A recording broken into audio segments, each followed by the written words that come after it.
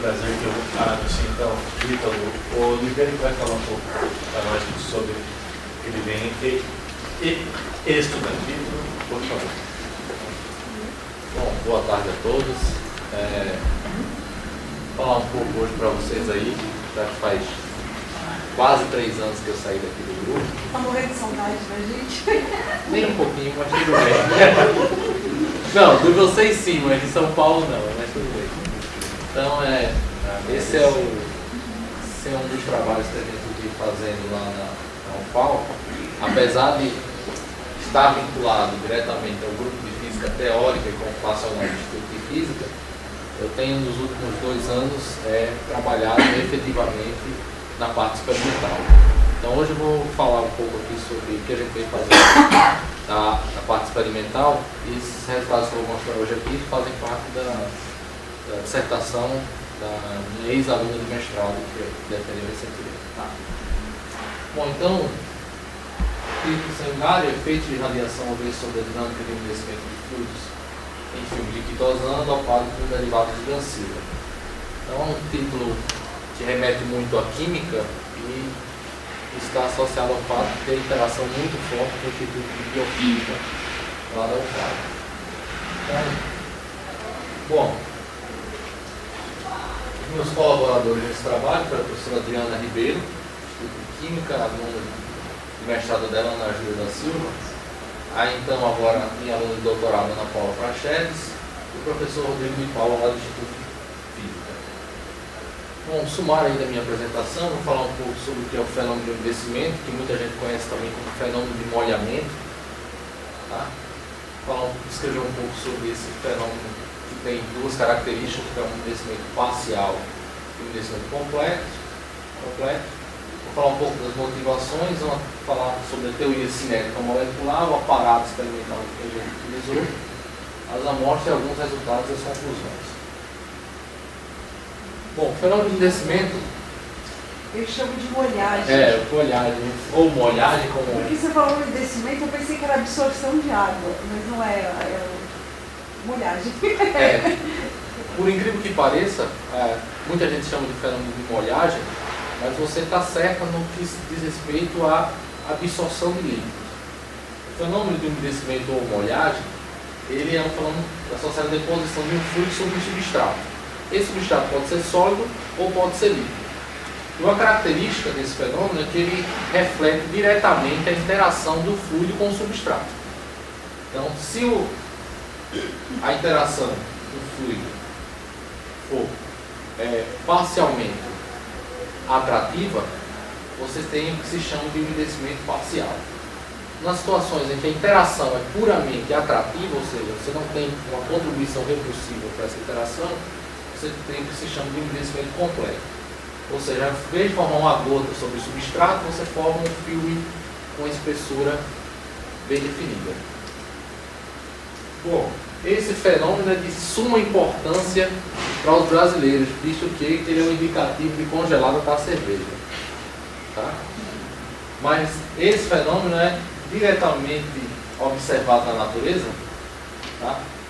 E aqui um exemplo de envelhecimento parcial e aqui um envelhecimento completo, onde aqui de propósito o fluido o substrato é um líquido. Então, a interação óleo-água, você tem a formação de um filme e não de uma gota. Bom, do ponto de vista geral, apesar de ser observado na natureza, tem umas características interessantes associadas a esse fenômeno de envelhecimento. Por exemplo, ultimamente ele tem sido utilizado para caracterização de tratamentos rentáveis. Então, você utiliza, uma vez que ele representa, ele está associado à interação efetiva do fluido com o substrato, muitos ultimamente tem sido utilizado para ver como é que o tratamento dos dentes depende, afeta o ângulo de contato da água sobre o dente. Então aí você vê, dá para você investigar, por exemplo, como é que é o grau de interação da água com o seu substrato. Nesse caso, tudo bem. Não tão recente, mas também interessante, diretamente associado aos cristais líquidos, é utilizado o fenômeno de envelhecimento para você identificar se um tumor ele é maligno ou benigno. No caso, se o tumor é benigno, o alinhamento na superfície do tecido, ele não é, meio inclinado, tá? Mas se o tumor for maligno, você tem um alinhamento homeotrópico. Mas aqui você tem essas moléculas aí em cima são o quê? São chadídeos. E aqui é o tecido. Substrato é o tecido. O fluido é um cristal líquido e o substrato é o tecido. Então você... Esse cristal líquido ele não é cancerígeno, quer dizer, não faz mal para a pele. Não, digamos que uma vez você arrancou um tecido para fazer uma análise e você... vai fazer uma biópsia ultra rápida, né? Bom, agora descrever um pouquinho da física desse fenômeno de envelhecimento e, por incrível que pareça, é mais interessante você partir do envelhecimento parcial. Tá? Bom, uma vez que você tem a formação de uma gota, a área de interesse para a descrição desse fenômeno, que é um fenômeno puramente macroscópico, está associado a uma região puramente microscópica, que é chamada, uma região que a gente delimita aqui chamada de núcleo. Nessa região você pode definir um ângulo de contato θ, que ele é definido a partir da tangente da interface entre o fluido e o substrato. Numa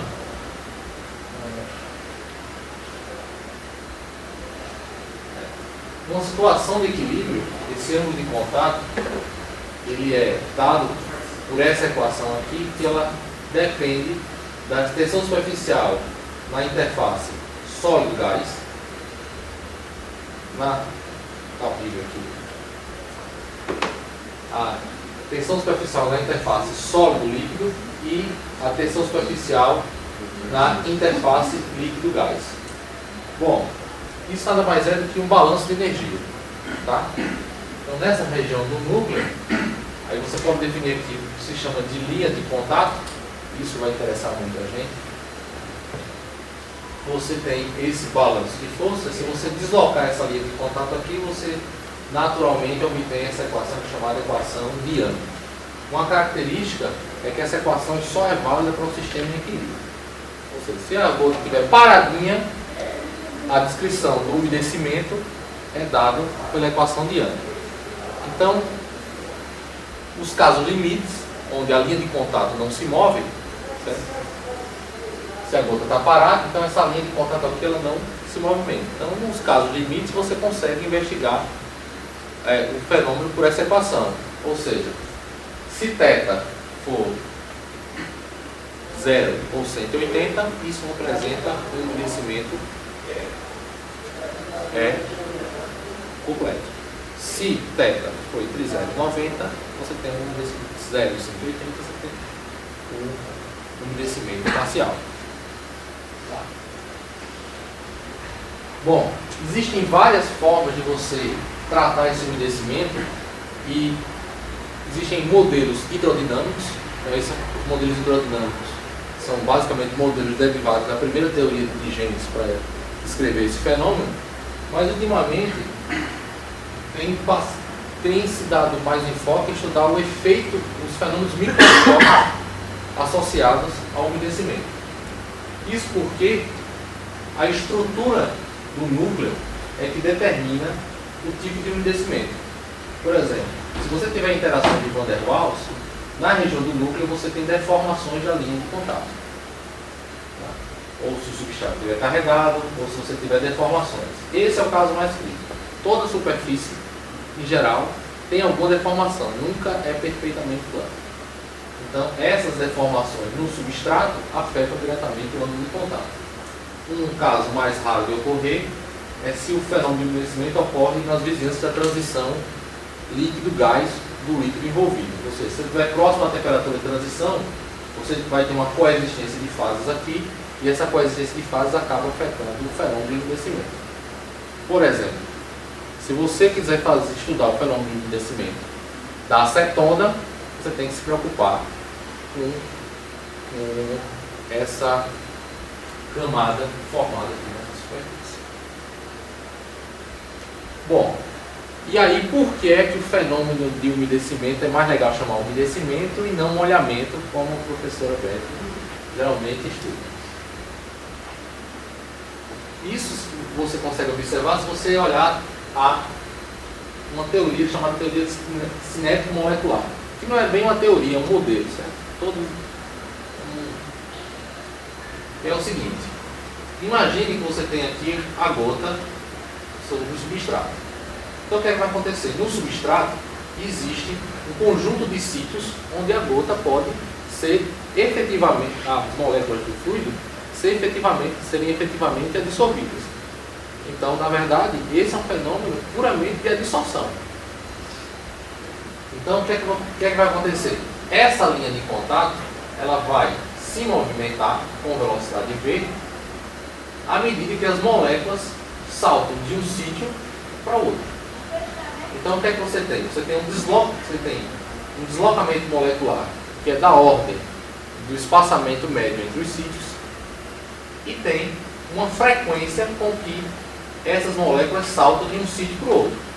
É claro, você não pode, como não existe nenhuma força externa, você não pode dizer que a molécula vai saltar só numa direção. Ela pode saltar numa direção e na direção oposta. Dessa forma, a velocidade da linha de contato, eu vou para ali para frente porque o dedo já está doendo. A velocidade da linha de contato, ela vai ser para um lado ou para o outro, dependendo da frequência com que as moléculas saltam de um lado para o outro. Tá?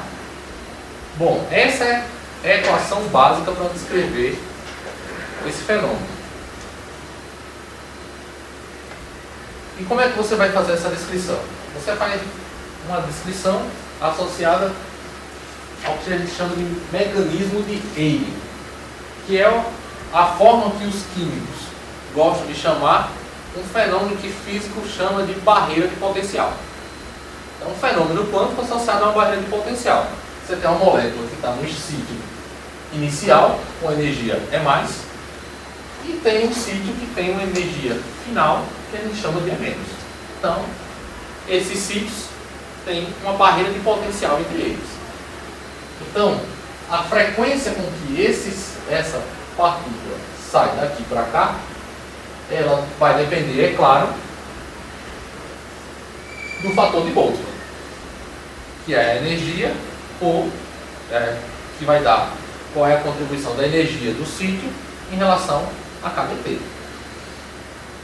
E aí, a expressão é essa aqui, para as frequências. Então, tem toda uma talhara, está usando mecânica quântica, e dá para ver que tem um aspecto quântico que aparece a constante de Planck.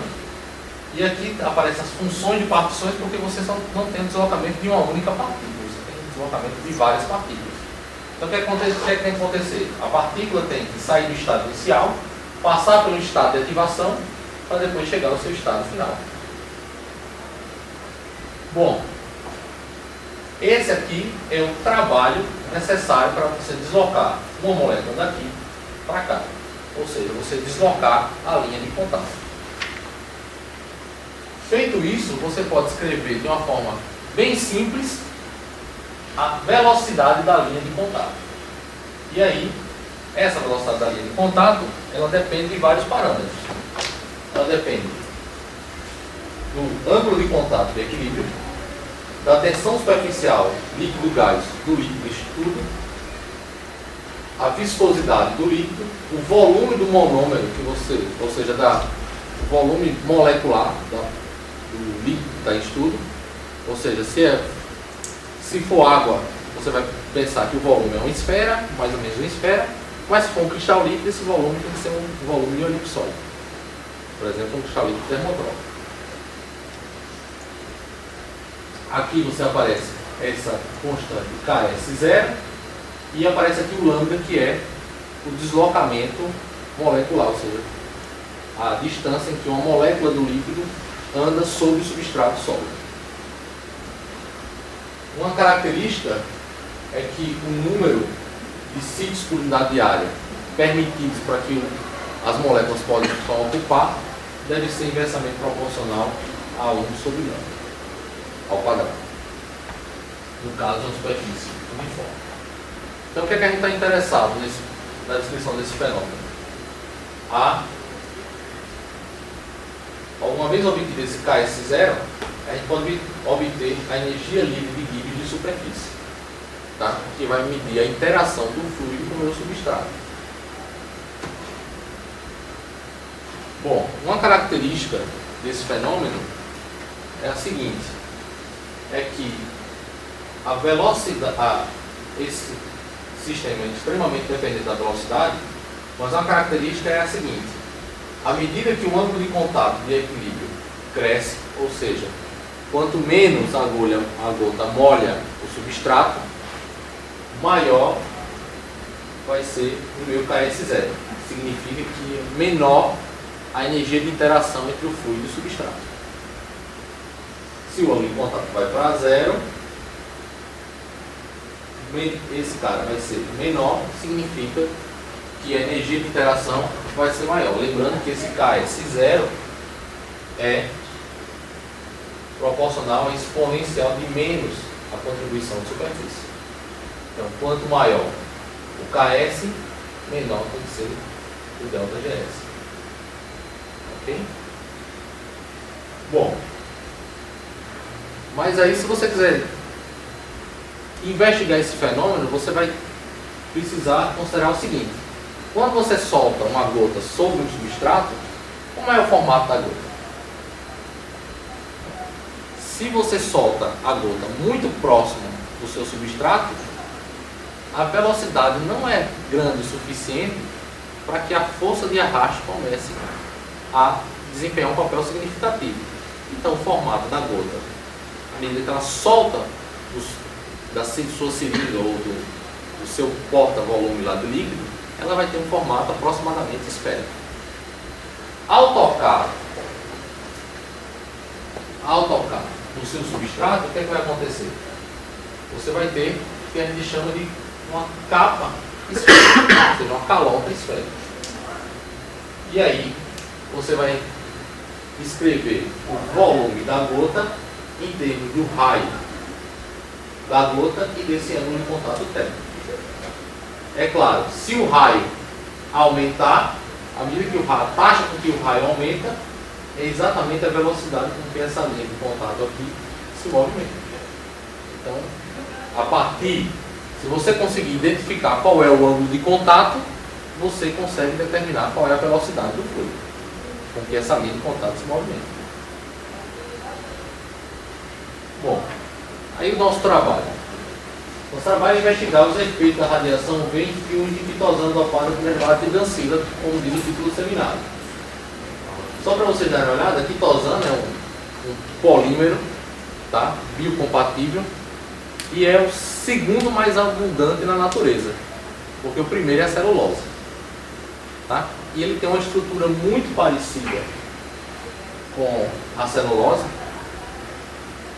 E uma coisa que eu quero chamar a atenção a vocês aqui é que é um polímero que só tem o que a gente chama de ligações sigma, ou seja, não tem nenhuma ligação pi na estrutura molecular desse sistema. O que é que significa?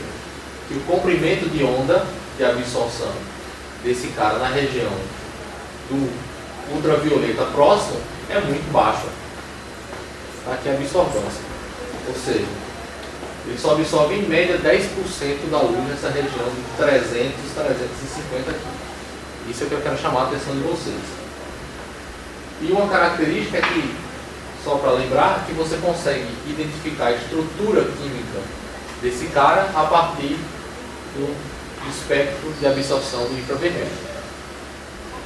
Bom, para quem não está associado como eu, o que é o derivado de Dancila, eu coloquei aqui o que seria o grupamento de Dancila. Então essa molécula composta aqui com dois anéis aromáticos, tem um SO2 aqui na ponta, e uma característica é a seguinte,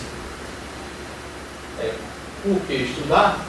Porque quando se adicionou esse grupamento quitosano, esse grupamento de Dancila no filme de quitosana, observou-se que esse filme era fluorescente. Então você observava a fluorescência. Então o pessoal da química pensou no seguinte, ó, se o material é fluorescente, então vamos tentar fazer um OLED.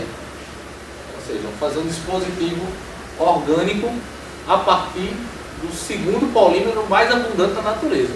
Essa é uma beleza, né?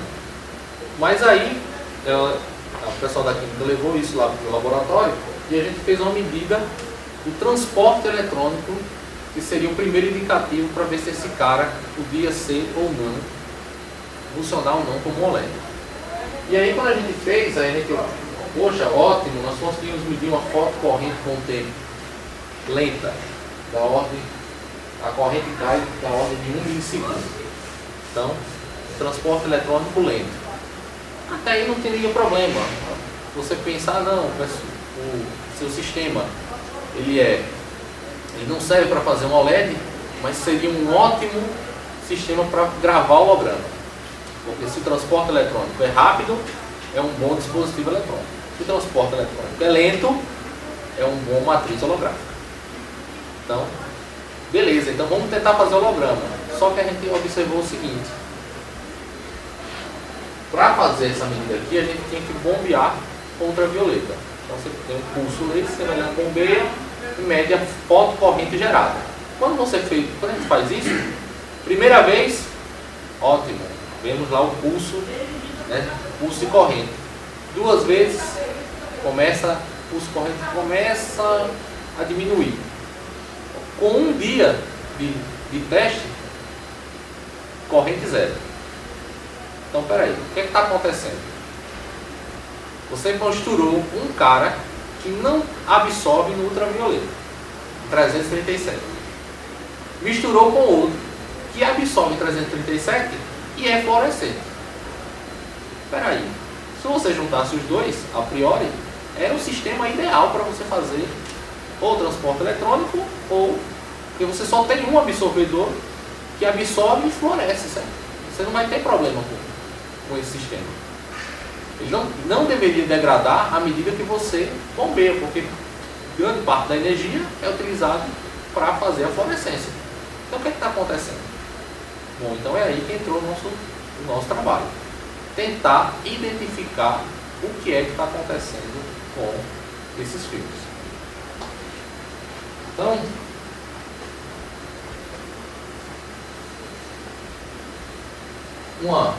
aí a gente começou a dar uma olhada na internet, né, na Web of Science, na literatura, e a gente viu o seguinte: quando você bombeia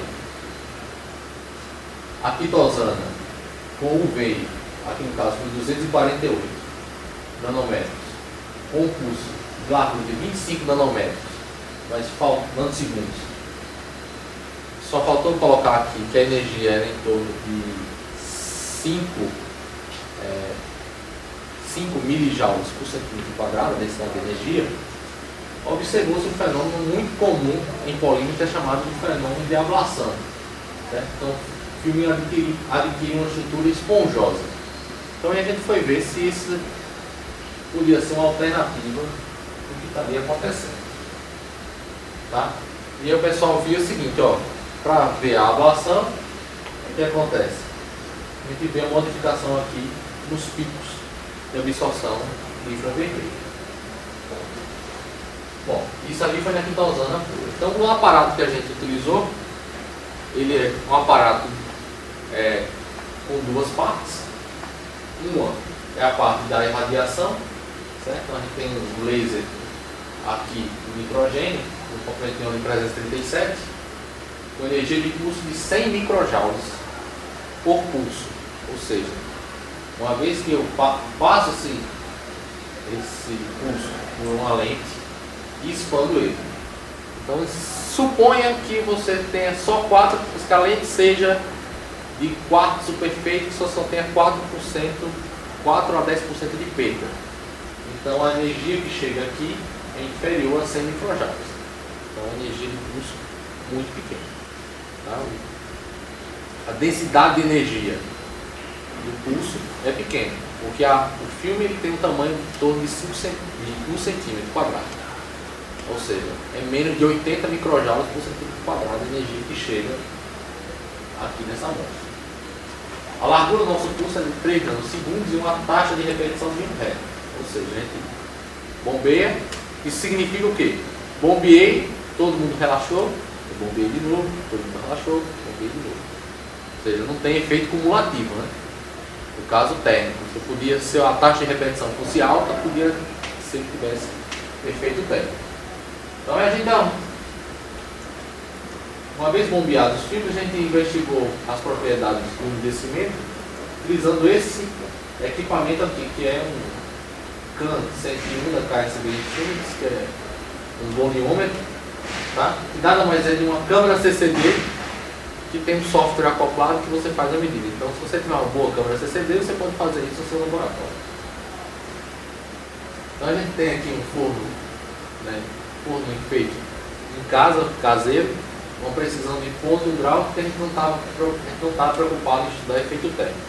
A gente só está interessado em manter o controle da temperatura e investigar o efeito da radiação com o UV. Então, a precisão desse aparato para medir o ângulo de contato é de 0,1 grau. Então, a amostra que a gente utilizou foi a quitosana, dopada com esse grupamento de Dancila. Usamos dois tipos de grupamento de Dancila. Um dancilglicina, que no caso, esse radical R substituído por essa cadeia aqui, e o dancilcloreto, que só trocar esse R por um átomo de cloro. Tá? Ou seja, um cara com um aumento de dipolo e um outro extremamente eletronegativo. Então essa foi a ideia.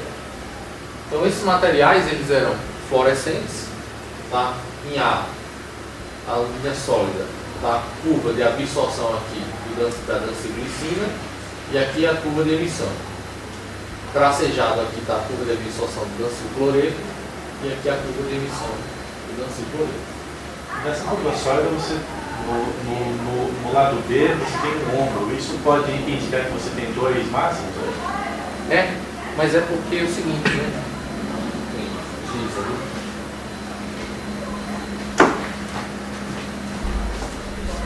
Você tem, no caso, toda vez que você tem um anel aromático, você tem. E para você acender a luz?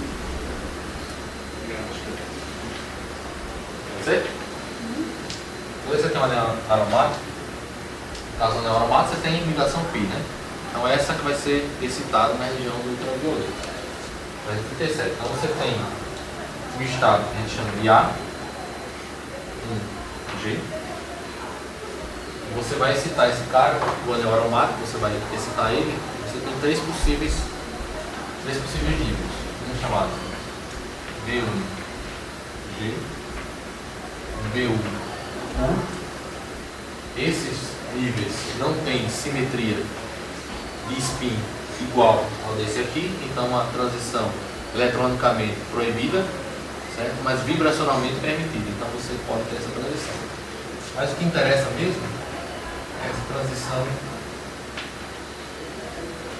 é um G. Esse nível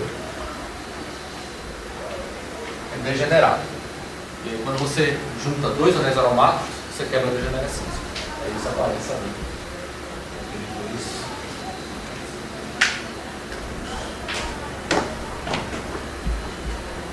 Então, o que é que acontece? Bom, então a gente fez, depois dos filmes por casting, a gente usou como fluido glicerina, aqui é o volume, a gente usou um volume da gota da ordem de 10 microlitros e a temperatura foi mantida constante em 26,3 graus Celsius. Bom, esse aqui não é o filme que a gente fez não, tá? Isso aqui é só uma demonstração, porque o que acontece? A gente você faz a captura dessa imagem.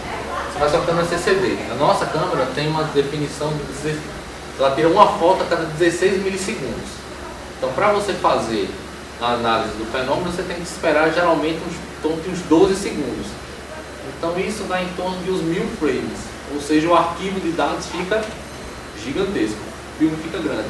Você tem que ter uma ótima qualidade para você determinar perfeitamente o contorno da gota. Certo? Você precisa ter uma qualidade da imagem perfeita para você definir perfeitamente o contorno da gota. Então isso aí só foi um teste que a gente fez só para vocês sentirem como é que é o fenômeno, você solta ela praticamente de cima do fluido, e vocês podem ver que lentamente essa linha aqui vai se movimentando. Tá? Se você soltar essa gota muito alto, o que acontece?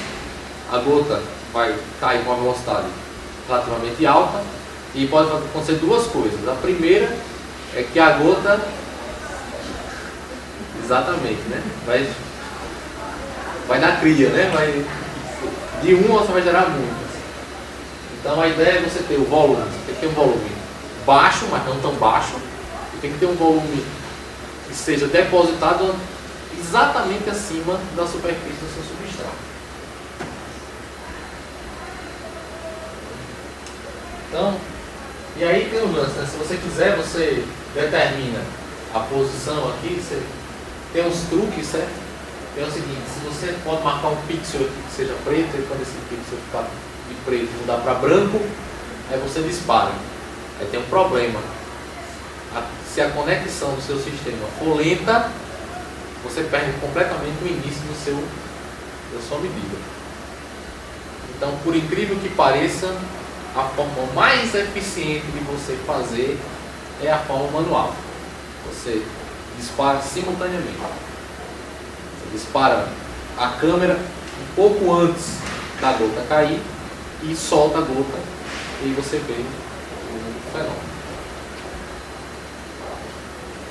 Bom, e aí os resultados. Então a gente tem glicerina em filme de quitosana, aqui está a medida do ângulo de contato, tá? Dinâmico, ou seja, você vai medindo.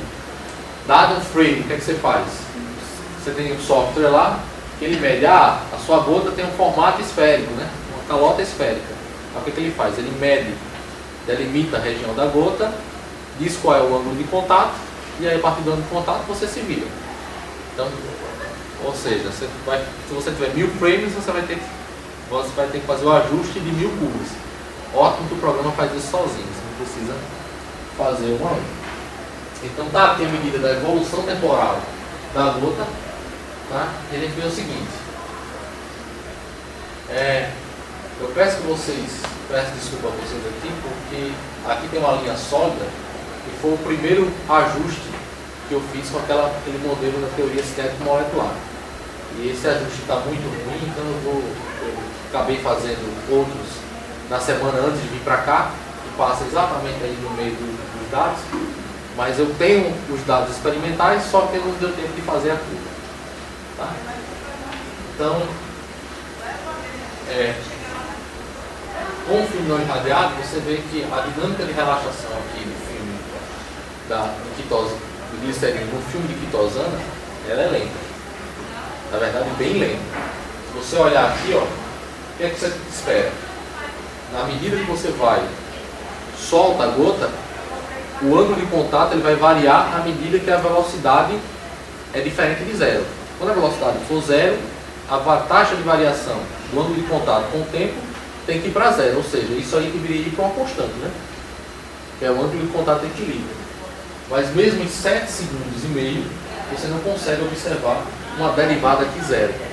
Então a relaxação é bem lenta. E aí uma característica que a gente viu é o seguinte: bombeamos o filme com um pulso. O ângulo de contato de equilíbrio caiu em torno de 13 graus. Bombeamos 5 vezes. Aí você esperava que caísse um bocado, né? O que aconteceu? Praticamente o mesmo. Ou seja, bombear um filme de quitosana uma vez e 5 vezes, tanto faz. Só que tem um problema: a quitosana não deveria absorver na região do ultravioleta. Não deveria.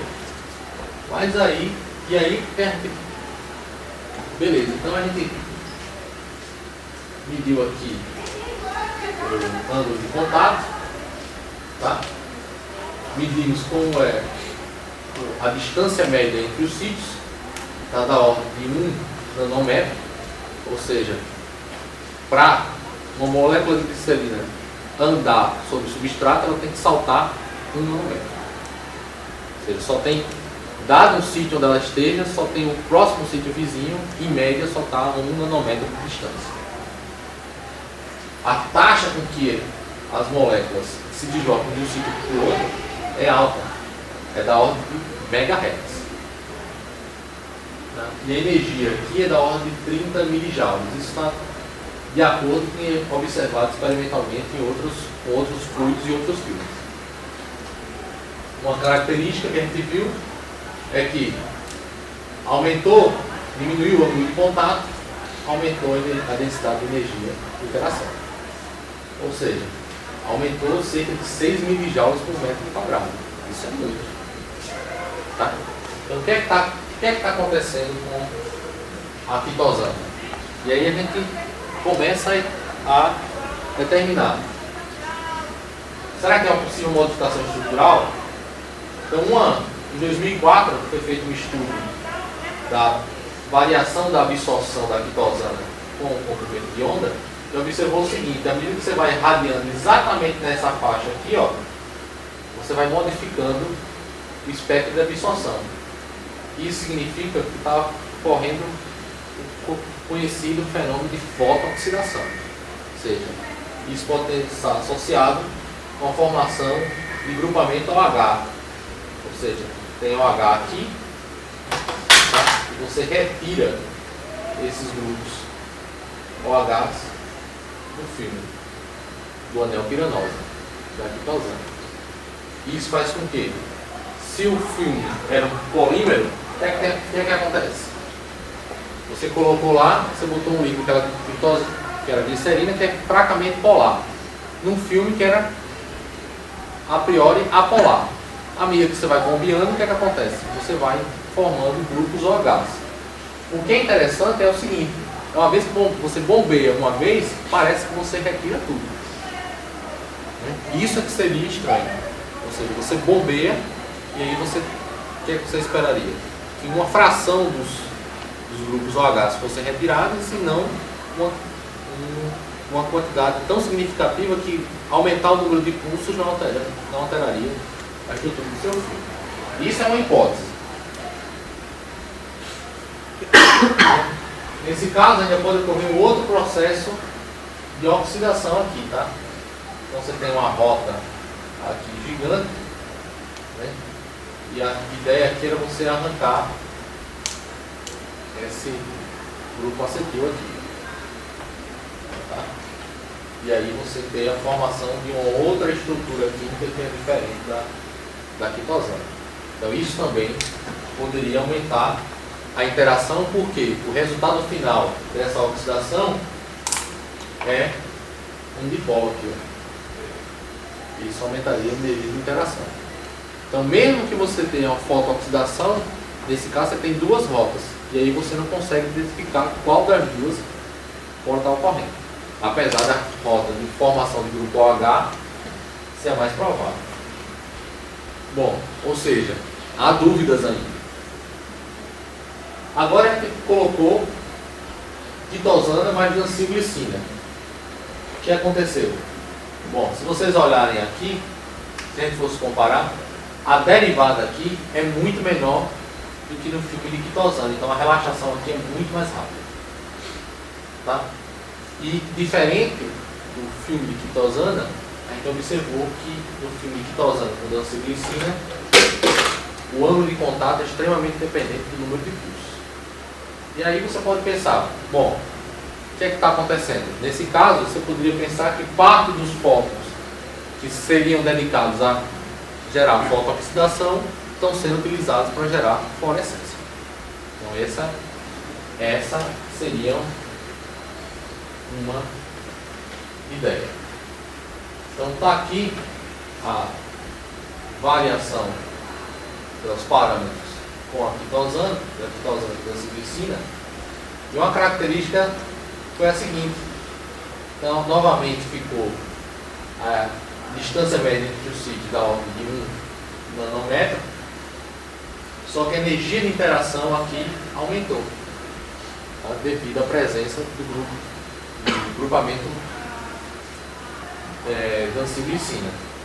O que é interessante, porque se você tem você tem um grupo que é fracamente polar, colocado nesse material, a energia de interação não deveria aumentar tanto como aumentou. Se você comparar aqui, no filme não irradiado, era 35,8 e aqui passou para 40,8, ou seja, um aumento de 5 microjoules por metro quadrado, ou seja, isso é muita energia. Está sendo colocado aí no ciclo. A gente também investigou o efeito da quitosana no lancicloreto. Também observamos a dependência com o número de pulsos. A dinâmica de relaxação foi mais rápida ainda. Tá? E, diferentemente da danciglicina, não houve um aumento significativo na energia, na densidade de energia superficial. Uma característica, isso pode estar diretamente associado com o seguinte fato. No caso do dancicloreto, aqui, na quitosana, em geral, na quitosana tem vários grupos desse NH2. E o dancicloreto, aqui no final, era um átomo de cloro.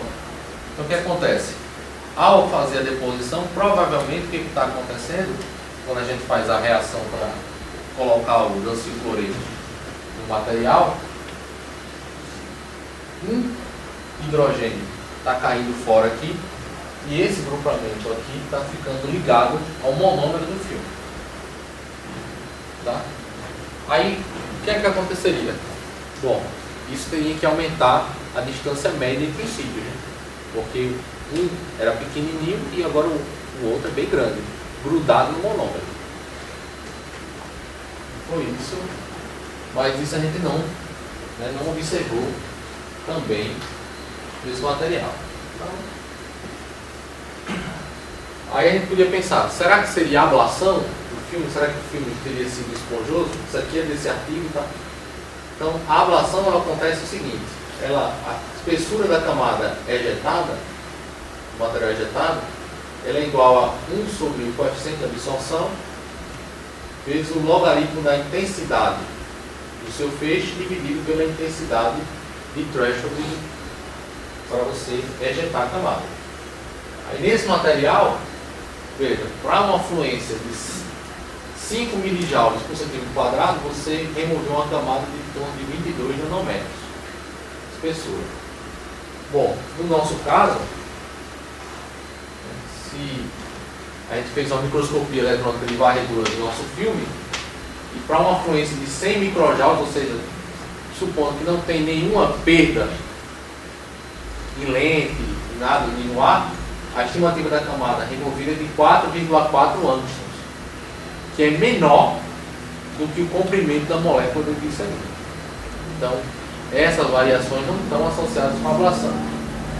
Aí, talvez vocês possam se perguntar, por que você está tão preocupado com a ablação? Porque a ablação, ela deixa o seu material rugoso. Se você deixar o seu material rugoso, significa que você tem o fenômeno de esterese naquele ângulo de contato. E aí você não tem confiabilidade. Se você fizer 30 medidas, você vai ter 30 resultados completamente diferentes. E não adianta fazer média que você não vai suavizar a sua curva. Tá?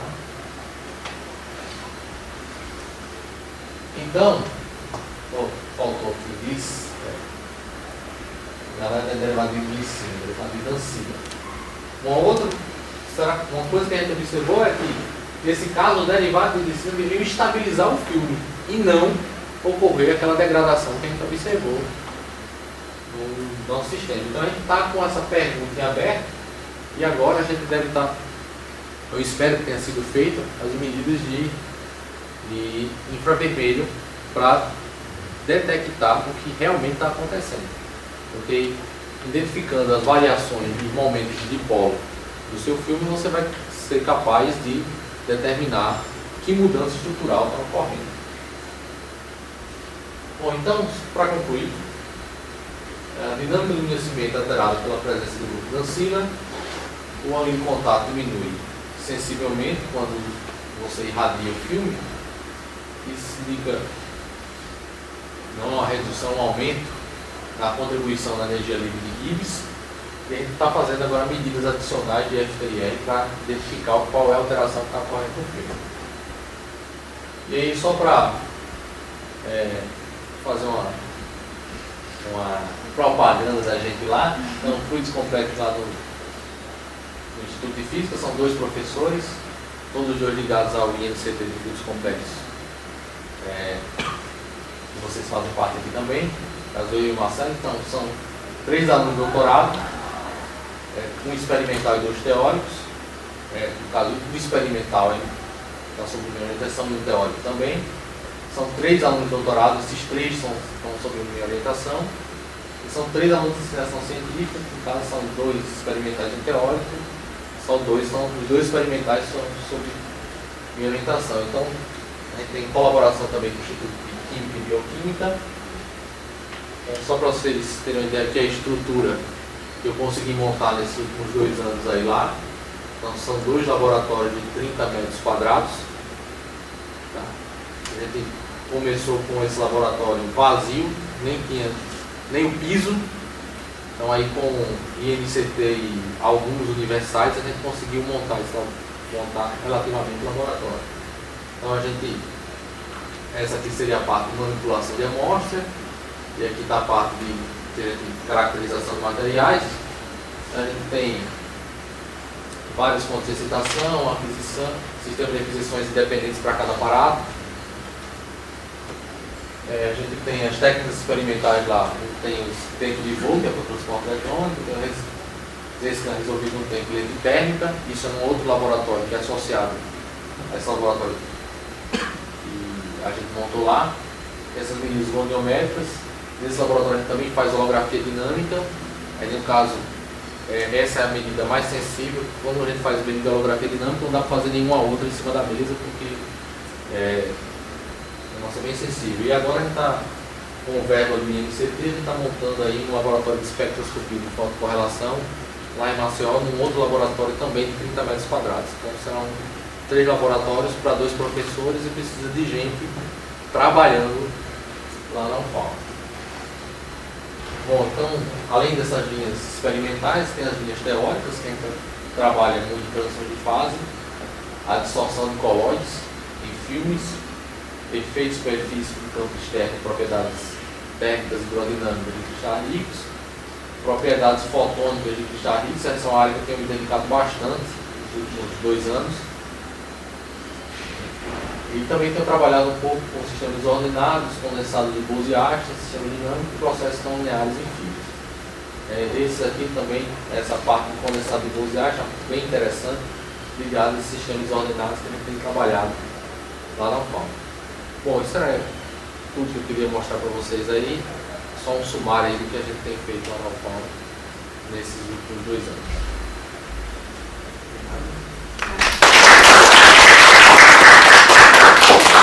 Dúvidas? Questões? Oi. Como é que você faz a medida? Porque assim, eu tenho o substrato, né? Aí eu pingo, né? Mas as medidas, por exemplo, absorção geralmente é transmissão ou? Não, aí o que a gente faz? A gente faz a absorção do filme, a gente faz a absorção da gota. A gente quer saber. Não, aí seca, depois de secar da. Não, você vai fazer o seguinte: o que é que você faz?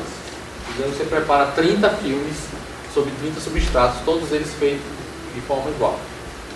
Aí você faz o seguinte: 15 desses você manda para medir o triângulo de contato e 15 você manda para fazer a espectroscopia. Entendeu? Não dá para fazer. Um problema muito grave desse triângulo de contato é que não existe amostra que chegue. Você usou, pingou, substrato joga fora, gota joga fora, material joga fora. Eu comecei trabalhando, fazendo análise, tem uns resultados bem interessantes que a gente fez com cristais líquidos dopados. E é bem interessante porque a dinâmica de relaxação apresentam os platôs. Só que como eu não consegui explicar ainda, né, eu estou guardando aí para fazer. Então o que acontece? Um cristal líquido é mais 500, certo? Porque cada grama de cristal líquido é R$300. Então, material de consumo vai aqui. Então, 1 grama dá para fazer o quê? No máximo 15 experimentos. Então, se você quer fazer uma medida confiável, você tem que repetir pelo menos ela 16 vezes. Né? Legal mesmo seria 40 vezes, né? Porque aí daria um erro de torno, né? Um erro aleatório do seu aparato de cerca de 25%. Né?